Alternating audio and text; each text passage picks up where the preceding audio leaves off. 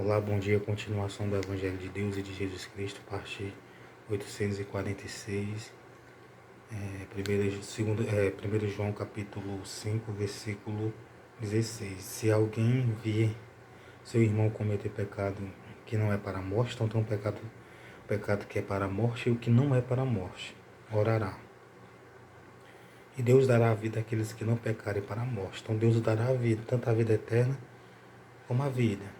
Há pecado para a morte, e por isso digo que não ore, morte eterna. Blasfema contra o Espírito Santo.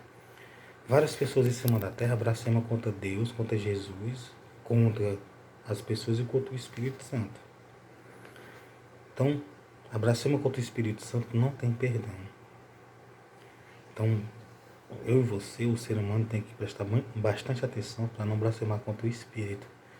Toda iniquidade é pecado. E há pecado que não é para a morte. Então toda iniquidade é pecado. Então toda iniquidade que o ser humano faz é pecado. E há pecado que não é para a morte, entendeu? Então tem pecado que não é para a morte. A mentira é pecado para a morte? É morte eterna. O homicídio é pecado para a morte? Morte eterna. A calúnia é pecado para a morte? Morte eterna. Fazer mal aos outros é pecado para a morte? Morte eterna. Entendeu? Aborrecer e injuriar é pecado de morte eterna.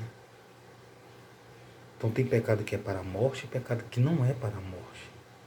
Você tem que estar esperto para que você não peque e não faça pecado para a morte eterna, para poder você não perder a sua salvação. Amém? Tem um pecado para a morte e um pecado que não é para a morte. Você está vendo nas Escrituras. Sabemos que todo aquele que é nascido de Deus não peca. Mas o que de Deus é gerado conserva-se a si mesmo e o maligno não lhe toca. Sabemos que somos de Deus e que todo mundo está no maligno. Sabemos que somos de Deus e que todo mundo está no maligno. Jesus disse que quem é de Deus escuta as palavras de Deus.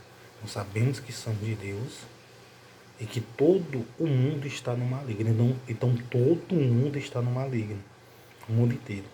Porque o mundo inteiro tem pessoas, a maior parte das pessoas estão no maligno, fazendo a vontade do maligno, do diabo.